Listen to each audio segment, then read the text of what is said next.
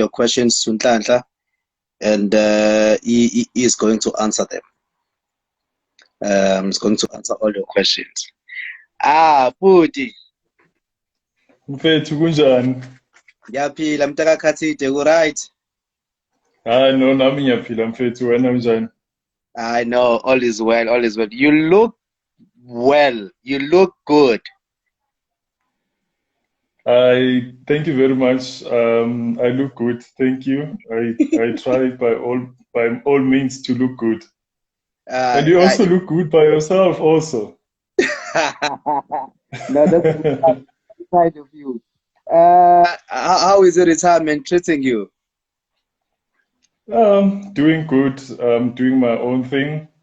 Hmm, So yeah, it has its own challenges, but hmm. I'm coping. I'm coping. You are one person who decided to disappear nje kwi-limelight, and you decided nje ukuba submarine, and no one knows ukuthi uNhlanhla uphi unless you cared and you started researching and looking for uNhlanhla, and nami ngize ngakuthola. I've been looking for you for almost 2 months now.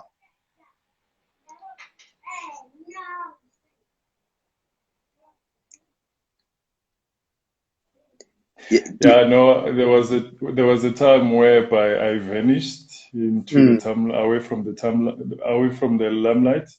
mm, I suppose sometimes in life, you meet challenges, mm, and at some point you needed that moment of self-reflection, mm, spiritual transformation. So I mm. had to undergo that, and I did that, and it was fulfilling. I'm happy. I am good. I'm feeling good. Yeah. Mina originally I'm from Durban. I've lived at Durban all my life. But each time I interact with Abantu on social media, they always tell me about it, Davidson. Tell me something that I don't know about it, Davidson. With Davidson. Oh, Mm, well, Davidson has, in terms of football, it has produced the best football players. You name my colleagues, Obojabu Pule, mm, Sbu Mazibuko, mm, Paul Nhlanhla, not forgetting the great Paul Nhlanhla, and other players who came before us, Abo Shaka Ngcobo. Yeah, mm, there's many, and I suppose that we've established ourselves, to become successful in that field. As I'm mm, saying, that we've produced the best football players, and considering the fact that with my generation, when I mentioned Tobo Pule, I think we became very successful generation of football players during the time. mm. So No, yeah, so basically, yeah, to answer your question, what's so special about the Davidson? It has produced the best football players that has ever had. no, yeah, no, I have to agree with you. I have to agree with you. Kodwa ke, I know that amanyamakazi, I mean, will say no, no, no, no, no. Now they've got players who are capable, and you are not denying that. But wherever I've been, it Davidson I side. But I mean, here is Nhlanhla Kubheka Oh, being nicknamed. sorry, Puti, not to mention Oscar Pimalati, no Mm, Junior Kanye on the no, radar. Yeah. So those were also best players. currently there's Musa Nyatama. Is he from Davidson as well? Oh yes, yes. Currently we have Musanya Tama, definitely. Mm. And you even produce some sportscasters like Abolindi Wetube manje. Yeah, for sure. Yabona Mm. ukuthi no sinswembu ngapha. Siyakhiqiza amathalente. Siyakhiqiza amathalente. So yeah, iDavidson especially ngaleyo ndlela le. I know, there's no denying that. I mean, yeah, is Nhlanhla Kubheka being nicknamed Uru. How did that nickname come about? Sure. Yeah, I need to think back, eh? Mm, I suppose it is the fact that Uti maybe supporters of Kaizer Chiefs and my peers they saw similarities, between the two. And remember, Lucas Radebe bekaqeda ukuhamba uKaizer Chiefs, and he made his mark. And then here I am, ngiyafika after sekaqeda ukuhamba, after a couple of years. And when people look at me, and I reminded them basically Lucas Radebe. And I also think that they look at our personalities. Maybe we do have similarities. And so basically that was that. The style of play that I played. And I saw him as my role model. So I actually so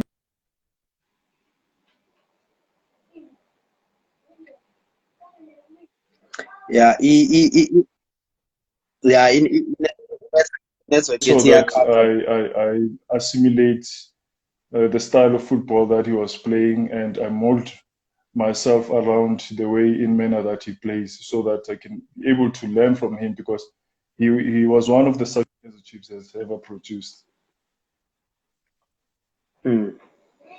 There's a compliment for you here, Nhlanhla. You are one of the few that came from Davidson. Yes, can you hear me? Oh, okay. Can you hear me now?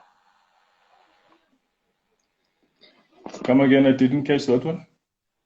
There's a compliment for you here from Papi. Uti, you are the one of the few who came from Davidson who handled the fame very well. Oh, thank you very much, Papi, for the compliment. I suppose I should give my parents a credit for raising me. They've instilled a discipline, and I've always had, I've always been a child who likes to listen, to elders when they spoke with me from time to time. So I think it's one of those skills that I've developed, over the years as a young man until now. So it helped me a great deal, and it shaped me. That attribute shaped me, and it made me to become who I am until this time.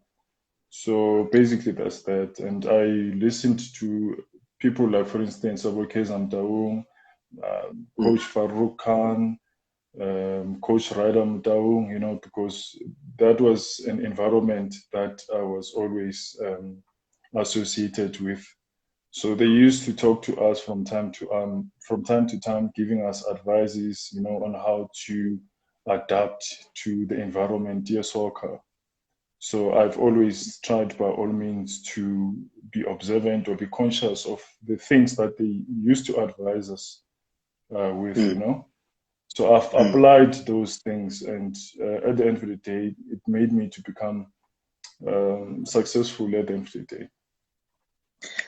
So basically, they taught us, they shared information that we needed to be mindful, We needed to be conscious of the things that we may meet along the time when we played football during our careers. Not many players get compliments from Kaizer Motaung. Growing up at Chiefs, you were deemed to be the next Lucas Radebe, and Kaizer Motaung said you are one of the greatest finds with Kaizer Chiefs. Was there any pressure on you after receiving such compliments from the boss himself? Well, I had to be myself. The most important thing is not to forget yourself, Hence, I'm saying to you that they've instilled discipline, This while I was still young, and there isn't anything that surpasses self-mastery. To me, it's one of those things that I continuously learn, because there's no end to education. There's no end to learning.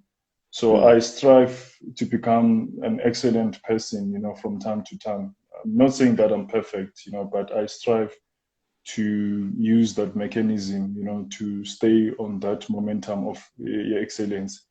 So yeah, it helped me a great deal. So, and also, yeah, there was pressure, but I managed to handle the pressure, from what he was expected, from what it was expected from me. Mm. And then it I'm happened. sure it goes to everyone else who was playing with Mm. me. Mm. And then it happened for you, Uguti, you were promoted to the first team. And you did one of the most unthinkable things. Couple of days ago, I spoke to Matthew Booth, and he told me that the most difficult player he has ever marked was Rafael Chuku. But here we are, 7 May 2011. Rafael Chuku was nowhere to be found. 2001, he was nowhere to be found until you have to empty your pockets. Remember that game? Now, I suppose that was best of my highlights in my football career. Mm. Yeah, I suppose that uNkulunkulu during that time came into my rescue. So, yeah, well, as two times, eh? Two times because I Mm. remember the first game that we had, even though they beat us, Mm. um, I managed to stay on him, Mm. to mark him, Mm. So the trick is, I saw that he was big, he was huge, and I was tiny at that time. I remember. So I needed to study him. I needed to feel him, how big how big he was. Mm. So what I did, I needed to give myself a distance, just a meter, and Mm. see him and the ball. So as Mm. soon as he was about to receive the ball, I made sure that I get in there first. Mm. And also, if he touches the ball, then I just give myself a leverage to see him and the ball. When he tried to turn, Mm. then I knew that I'm gonna get there first because I've giving myself an ample space and time to turn Mm. first. Because obviously he was in front of me. If he Mm. wanted to score, he has to pass me. Do, So do, do those you know how do you know how angry I was at you? is it. I was very angry, and phela mina I'm a Sundowns fan when Nhlanhla. Oh. So during that time, you know, the team was Chiefs team was doing well, and there was also a Pat Komafani a factor on the sidelines as well. Um, yeah, and Pat Komafani had this thing, yeah, Operation Fat Alesi, and here you were, you guys were doing very well under the coach Machine and Nabo Farouk. Tell me about that group, yeah, Chiefs, where you guys were dominating EPSL. How easy was it for you guys to play together and to stay together as a team? Or was it difficult or was it easy? Because to me, it seems like it was very easy. I believe that we were highly motivated. Mm. We were defined by the vision of the future. We knew that we needed to win the championship. That was our first objective. That we reminded ourselves from time to time, that we needed to win the championship, and we set ourselves achievable goals of saying that a long-term achievement or accomplishment it would be to win the championship. And Mm. then we set ourselves mini goals that will come during the season, whereby Mm. we wanted to win the cup games and so forth. Mm. So with the vibe of Pat Kumafani also did support us because we are highly motivated. So the most Mm. important thing basically it's about setting goals for Mm. yourselves. So we did that, and also the camaraderie within the camp Mm. was brilliant, So, and it was very competitive.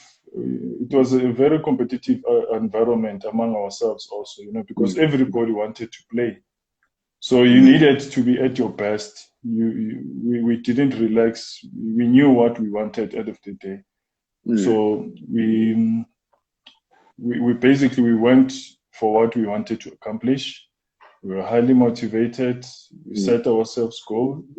We set ourselves goals, and we stick to them. We are very focused, and that's why we became one of the successful teams at the Kaizer Chiefs. In my opinion, that was the best Chiefs team in the PSL era. I know we were regarded as the best football team during the time. Mind you, we had players like the late Shoes Musheu, we had Arthur Zwane. Yeah, you guys were very competitive. Remember the Mandela Cup? Yes. If I remember correctly, you missed the final. Oh yes, not I missed the because remember we won the final. We won the final. I played on the final. And we had to go to the next stage of the knockout where we qualify for Super Cup. So unfortunately, I couldn't go there because I got injured a week before that game, and I got injured a week before I would have found an opportunity to go play in Germany. So unfortunately, it's one of those setbacks that I had to encounter during my career. So it was hard. It was very hard to swallow because I wanted to play on that game. So unfortunately, it's one of those things that happen, that we encounter as football players. So yeah, but other than that, it's one of those football leagues that I've enjoyed, because you get an opportunity around, and also you get an opportunity to meet other people as well. You experience different cultures that this African continent has possessed. We have a very rich continent. People are so great, loving. They possess that essence of Ubuntu, and that's one of the great things that I've enjoyed when we travel along our continent. At Chiefs, who was your closest buddy? I know that you had a relationship Nomkonza, because we hosted Umkonza before, but we did not talk about his friendship with you. But who was your best buddy at Chiefs? My best buddies. Yeah, you could say Umkonza, Kaizer Junior, Gerald Sibeko, who else? Yeah, those are the three gentlemen that I remembered. Yeah, but other than that, I got along with my teammates. I respected them. I loved them as my colleagues. I treated them as my colleagues because sometimes when you are in a working environment, you needed to guide yourself, and respect everyone that you work with. I've always wanted to learn from them from time to time. So I did that, and also Uskara also was my friend. So yeah, I got along with my colleagues very well. Oh yes, Atazwane as well.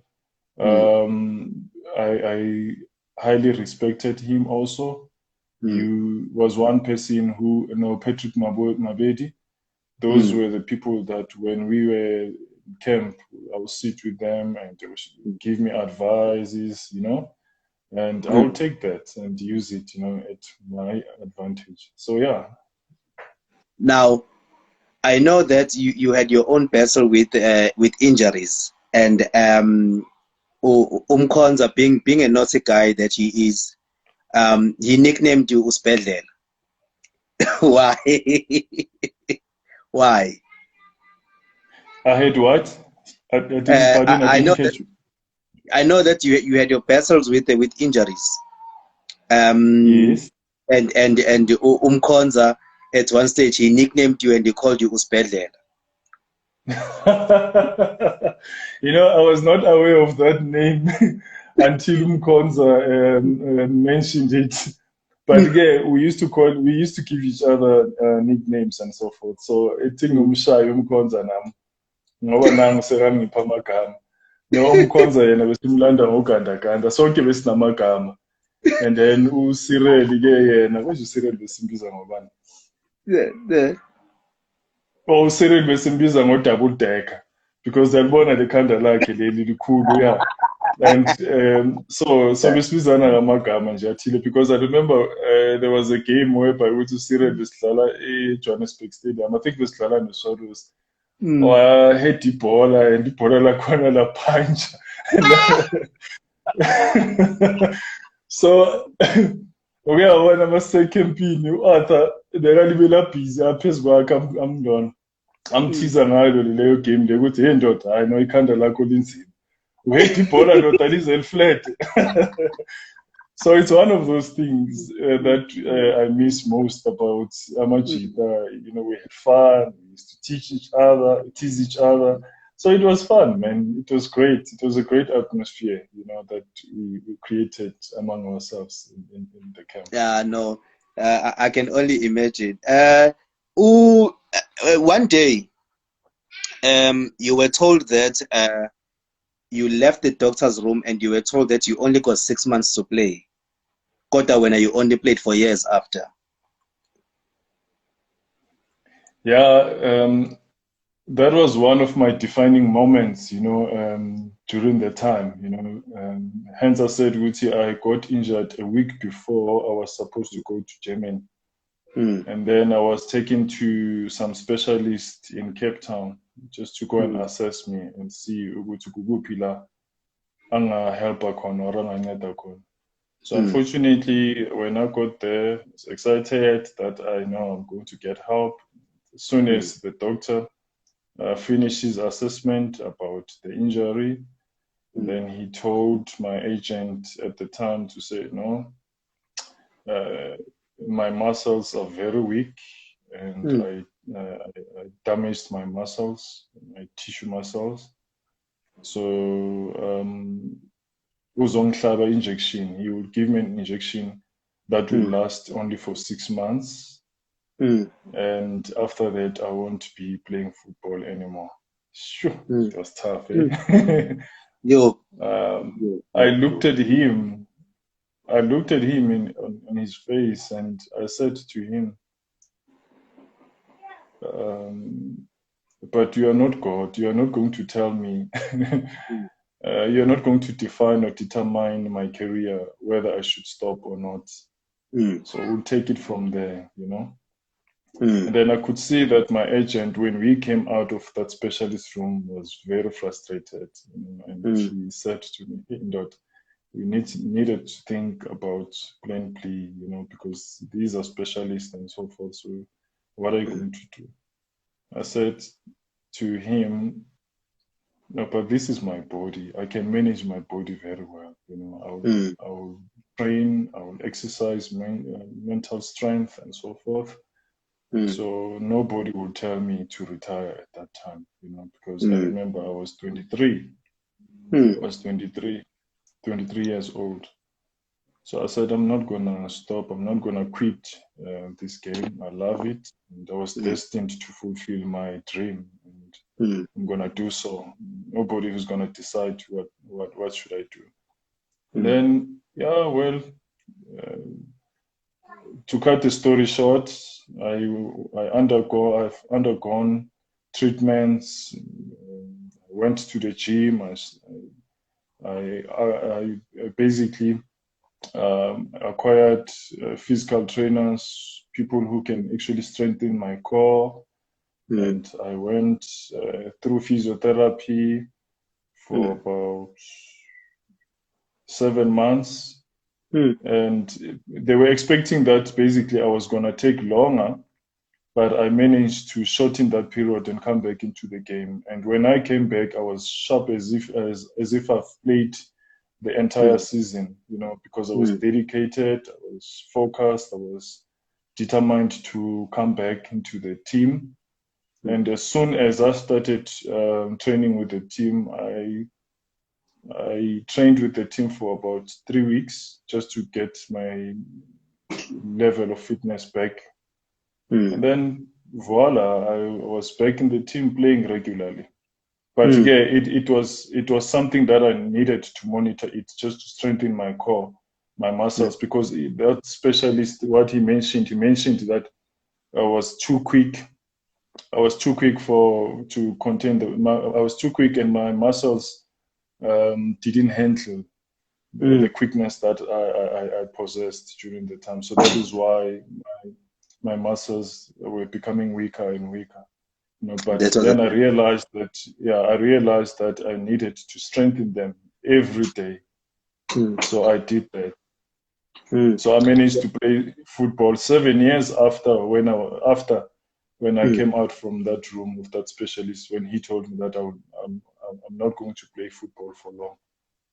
So yeah, after that I've played for 7 years. Yeah, and that was a defining moment for you indeed, because that doctor nearly forced you to retire early. But I'm glad that you overcame, and it proves that you were very matured at an early age. You were able to handle pressure very well. But tell me something. Sundowns versus Chiefs or Pirates versus Chiefs, which one was the most difficult for you? I think it was, let me just put it this way. Pirates was in fact, those games were not difficult. Because remember, I was raised in the setup Kaizer Chiefs at an early age. So the vibe of the supporters, I really cherished it. I really loved it. It's up to you basically. How do you look at it? Because I think it was those easiest game that one can play. You are motivated. You are eager to perform at your best. There is no pressure that much. The only pressure that you can get is from our supporters, and we needed to please them, But when I looked around the stadium and the atmosphere, I used to be motivated. I loved it, and I used my own anxiety. When I got that element of anxiety, I found courage at the same time. I faced that environment, and yeah, as I'm saying to you, I had a desire to play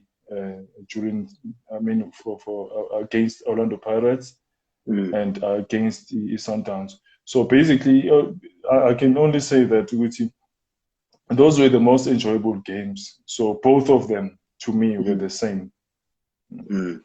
Your most difficult opponent and why? Because mawukhumbula kahle in those days, Pirates they Pirates.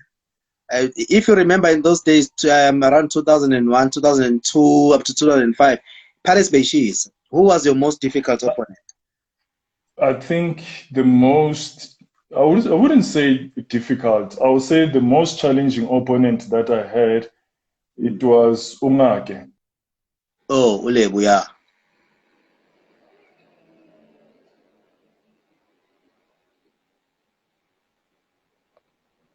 Yeah, in network, it was Joseph Ngake. Joseph Ngake was very fast. I needed to study him, and if you wouldn't study Joseph Ngake and be tactically good, I think I was good in terms of being a strategist. Looking at assessing a player from a physical point, from a psychological point of view, also from a physical point of view. So I think I was very good when it comes to mind reading. So that was one of my gifted attributes, to mind read and read the game very well and cover up spaces, knowing that Utungake was very quick, was very fast. So I would give myself and understand my zone. I understood my zone. Then I knew that Uguti uzogijimela kwamaphi ama-zones.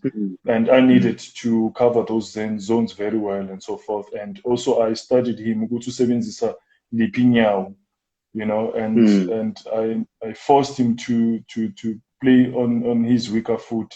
When I did that, I did my job. So that was it. But he was a very No, challenging opponent. no, Ungake had a lot of battles as well. He will cut inside sometimes, and sometimes he will go down the line like a midnight express. I know that you've just spoken about Uguti, you were a good mind reader. Tell me about the book that you were reading in the past, Ikabala. What is it all about? Kabbalah, basically, it's a book that during that time, you remember you asked me, Guti, where Bengigupi, where I was, at some point in my life. Yes, I think it's one of those spiritual books that helped me to find myself as a being. There's this quote that I love, that you get from the Bible and other spiritual books that says, if you want to know thy God, know thyself first. So I had to I was in a quest to find myself and ask myself, who am I? And I found Kabbalah as a subject, as a subject, defining the element of God and us, what relationship do we have with God and so forth, and it gave me that leverage basically to understand the aspect of our own spirituality, our own psychological awareness, and what relationship between our mind and between our subconsciousness and our consciousness. So I needed to study that, and I needed to study other elements basically that constitute our own spiritual element. So I realized, and I'm thankful that I had to undergo through that moment in my life whereby I studied Kabbalah, and I realized that as a people, we are a unit that has different components within our body, and each and every cell, organ, senses, they play its role in terms of completing the essence of who you are. So during that, after that, then I understood, okay, so I'm this, my purpose in life is this, what is it that I can do also to contribute positively to humanity? So basically, Kabbalah gave me that. So it's a study of consciousness. How do you communicate with your higher power or your God and so forth? So, and also how to attain wisdom, from within you. So that also helped me a great deal, in terms of having to find myself. And here I am. I'm humbled by that study, and also it enabled me to pursue the study of spirituality and psychology. I'm still learning those disciplines. No, we had to dig deep to find out about the Kabbalah. Because research it was spot on. It was no, umuntu Kabbalah when umuntu funda umuntu psychology and all those kind of things. But before we talk about you being a life coach, I need you to tell me briefly. I'll give you a name and you'll tell me exactly what you think about this particular person. Mohsen Ertugrul. Yeah. Mohsen Ertugrul. What's happening about him? Tell me what you think about him. Oh, Mohsen Ertugrul, he's a great coach. He's a great human being. He's a good teacher. He's excellent. He's not perfect. We are all not perfect. And I've learned a lot from him. At some point, he treated me as my father, and he taught me the game of football. I've learned a lot from him in terms of professionalism. He gave me that aspect of respecting time and also how to conduct yourself as a professional player. And he instilled that element of discipline also within me. And I captured that and I used that as one of those things that I highly possess and respect, that will effect change. That will effect change more in a most efficient way. So yes, machine played a huge role in terms of making me who I am today. Dressing room with Musin, how was it like? Halftime. Yeah.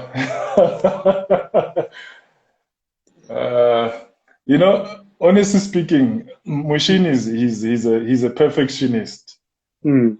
He doesn't have room for mistakes. Uh, So if you are not doing what he wants you to do at that time, he will go for you. mm, It is good, but it is not good at all at the same time because mm, you get different type of players where we come from different backgrounds, mm, and also there we have different personalities. Therefore, you mm, can't be treating everybody as if ngazuthi siyafana, as fun.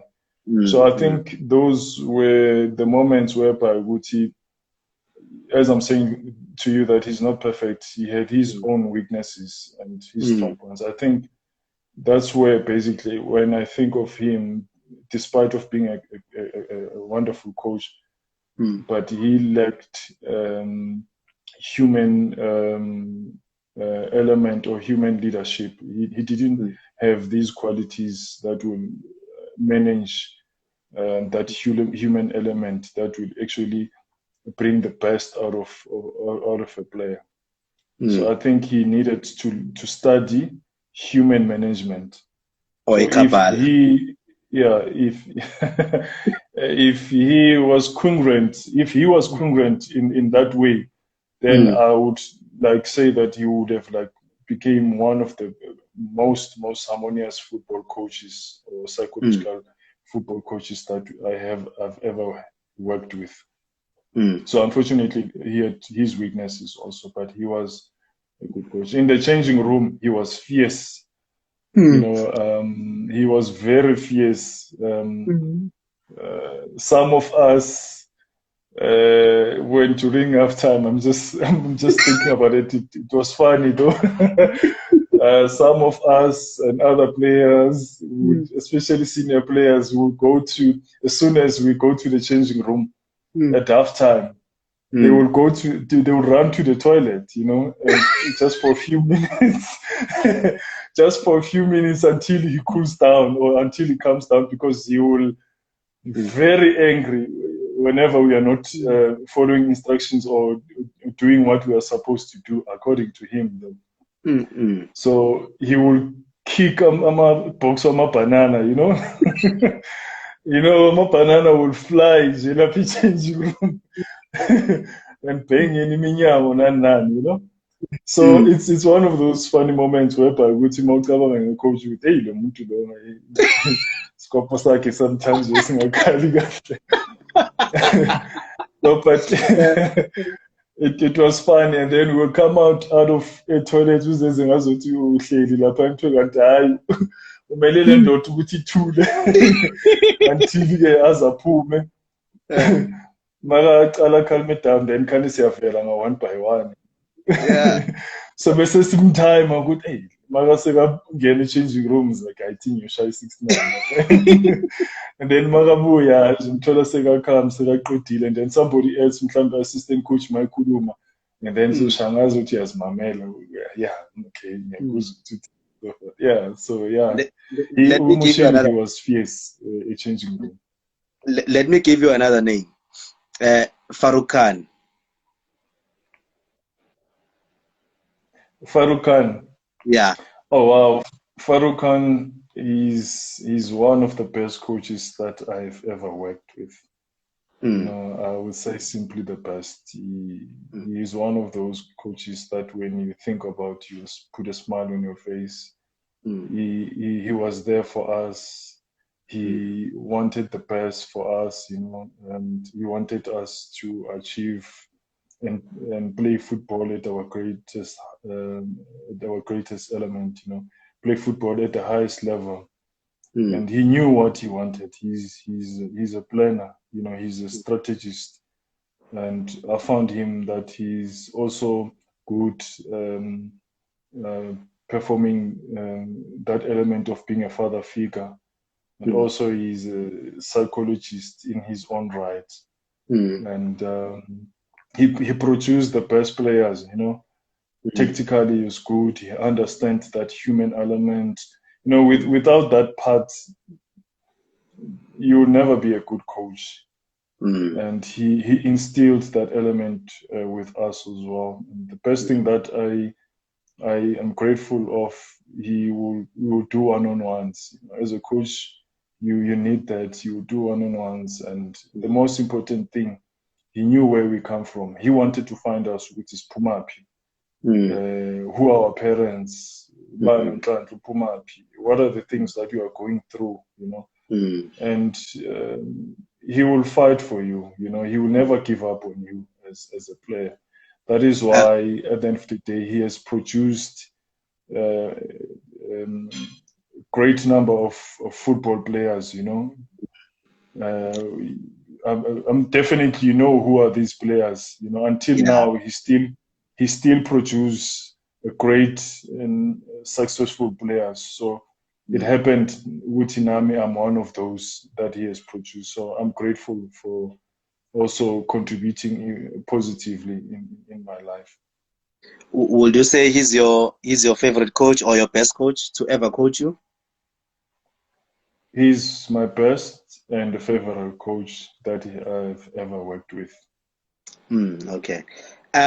Because also why I'm saying that, if you look at all the successful coaches that Kaizer Chiefs had, especially between the time of Umushin and Utet Dimitru, Farouk played a huge role, I must say, and people must know this. He played a huge role, because when you look at Umushin, when he came on board Kaizer Chiefs, as long as successful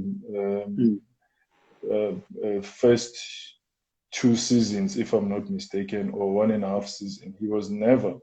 He was trying to acclimatize the environment, I suppose, and also he was not producing positive results during the time, because I remember ama-supporters with Kaizer Chiefs bagcina sebambiza ngamanye amagama, but uyayibona le nto le, angishongo but ishiwo uwe. Nah, you say yeah, so so Umushin, Coach Farouk, when he came on board, that's when the team started to gel well, and we produced positive results, and players around there, they started to become, he knew how to balance the relationship between the coaches and the players and so forth. So he played he's a very strategic coach, more than tactics, is very strategic. I highly rate that when a person becomes a strategist, then you become a great coach. So he managed to create that environment whereby there is a link between head coach and football players. And also when you look at the time, Ted Dimitru also became successful, and there was a time whereby it was tough, and Coach Ted Dimitru, at some point he gave up, because we were chasing E-League, and the main idea was to win E-League, because remember the previous season, prior to the second one, he won E-League, and he needed to be consistent and also win E-League the second time. So, but during the second season, what he did, he gave up and said, "I am so scared." And so forth. Farouk at some point had to take over, you know, and ahlanganisa amajita, motivate us with him. Let's take the responsibility to go for this league, you know. We will calculate our points. We are 4 points behind Pirates. We are 1 point or 2 points behind this team. So if we can collect our points and be strategic, go for a killer all the time whenever we play. Farouk had a positive contribution towards that. And I must say that sorry to cut you. So Junior Kanye is not crazy when he says Farouk Khan must go back to Chiefs. I'll vouch for that. I'll vote for that. I wish that Uguti he can go back to Chiefs and become a youth development coach once more. Or maybe he can consult. You know, they can use him as a consultant because we Kaizer Chiefs really needs that type of a coach, and he's forever learning. Eh? He doesn't sleep, that man. I remember I spoke to his wife the other time, and she said, "Hey, she wakes up at 2:30 or 4:30 and prepare." So that's when basically that you can tell this man he really loves the game, and I think that, and he loves Kaizer Chiefs. You know, I just feel that at some point they should get him on board also, maybe as an advisory man. But I feel like in terms of having to structure that youth development, they need his credibility to go back there. Kubheka Sports. That's my baby. Kwenzakalani lapho? Kwenzakalani? Kubheka Sports basically specializes in human development or human behavior. I assist people to realize their human awareness and human potential. So basically, I specialize in that, and my target market basically it is sports, in particular the football. So basically, I'm selling an emotion, you know, and a self-realization. And so basically, my vision or my objectives is to create a sports empowerment ecosystem. You know, those elements of own spirituality, psychology, your physical awareness, and also your social awareness, and also, I just want your nutrition. So I want to combine those elements and combine those elements and assist football players so that they can be able to perform at the highest level, you know, and maintain their potential, you know, and also to effectively in terms of enhancing or improve their performance while they still play football. And also one of the critical issues that I realized that I want to also do, not forgetting, Ilona, in financial education. You know, that to me also it's very important, you know, because after playing football, my colleagues and other generation of football players that played before us, after playing football, you experience a setback. So I want to bring in that element also into Kubheka, so that so that football players can be beneficiaries of that sports empowerment ecosystem. So basically that's that. You know, day before yesterday we spoke to Matthew Booth, and he mentioned some of the things that you are talking about. A couple of months back we spoke to Nathan Paulse. He's also focusing on the same thing that you are talking about. I'm very happy to see former professionals coming up with concepts that will benefit and assist current athletes post their playing careers. It is a very good concept that you have come up with, And I pray to God that, I mean, you sustain it and you keep it and it comes to life. And even those who are still playing today, I hope that they buy into your idea and support your idea, because in a long run, it's going to benefit a lot of players, not only those who are playing in the Absa Premiership or in the Premiership, and those who are playing in the Cleared Africa Championship as well, and those who are playing in the MTCs, and those who are playing in the lower divisions. I think what you have, what Nathan Polse has, what Matthew Booth has, is what South African football needs.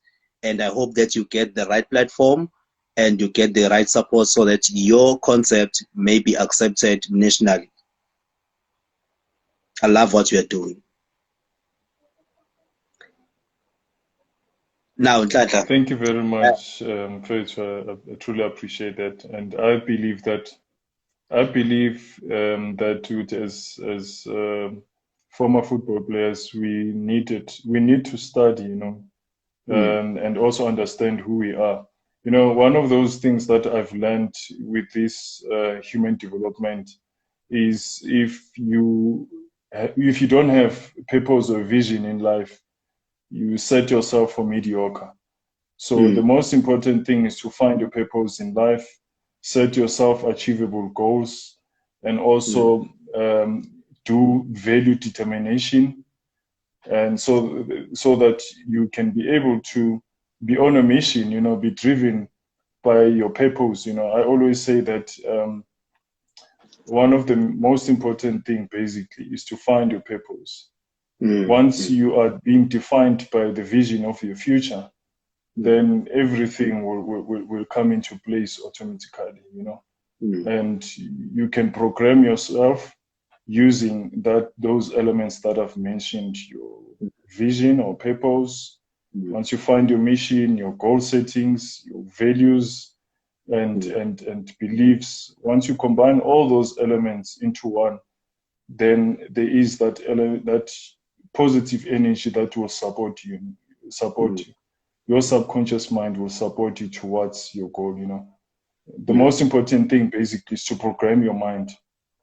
Once you set yourself a goal or get whatever that you want to accomplish at the end of the day, and get clarity, if you want to be one of the successful players in the PSL, you have to program yourself towards that goal and leave that goal. Once you leave that goal, then it is easier for you to maintain that, because now you know that this is what I want, nothing else. I won't drift.